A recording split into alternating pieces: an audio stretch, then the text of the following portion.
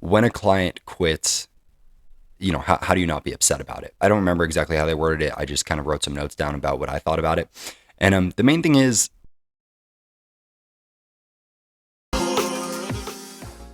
when a client quits, especially if they've been a long-standing client, you should ultimately be happy and hopeful for them.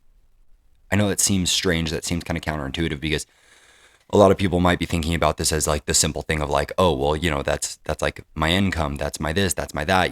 These clients kind of function like a billboard. And while that is all true, if you've worked well with a client, they're going to continue getting results without you.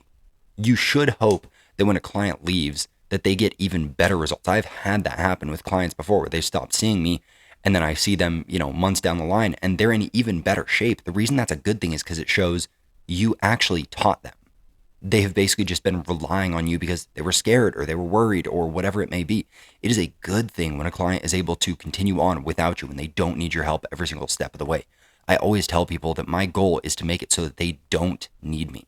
You should not need me after a period of time. And that said, I've had people stick with me for years and years and years just because they purely will say something like, hey, I just don't want to think about writing a program for myself. And I'm just like, okay, then I will do that. And that has been all that a training relationship has been with me and some long-term clients is I just write their programs for them now because they don't want to think about it. And I'm able to assess them. They've got really complicated jobs or, a lot of family stuff or whatever it may be. But it's normal to be sad because on some level, it does change the relationship. But if somebody leaves you and they're able to still do well, you did great. You did your job effectively. That person is probably going to be able to refer more clients to you. I mean, I can't tell you how many times I've had clients refer someone to me because they got really good results with or even after me. Your job isn't to keep someone forever.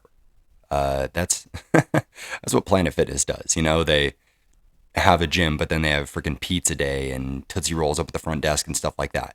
The reason that those people aren't getting results is because they don't teach people how, it's the teach a man to fish kind of analogy. Like you want to teach people to fish in this field. You don't want to have to, hand them fish every single week. And yeah, so it's sad because you'll also probably not see them as much. That was probably one of the more upsetting things that I did not expect was that you do develop a closeness and a relationship and a friendship with all of these, with all these clients over long periods of time. And it does get to the point where you develop such a close relationship with them that it's like, oh man, now that I'm not seeing them, every week, once, twice, three times, whatever, you kind of start to lose track of what's going on in their life. And that is actually something that is pretty sad. So I guess that would be kind of the one caveat to this is when your relationship with a client ends, try hard to keep up that friendship.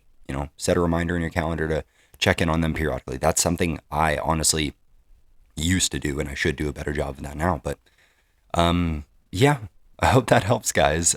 Hey guys, if you got some value out of that question, please share it to someone else who needs to hear it.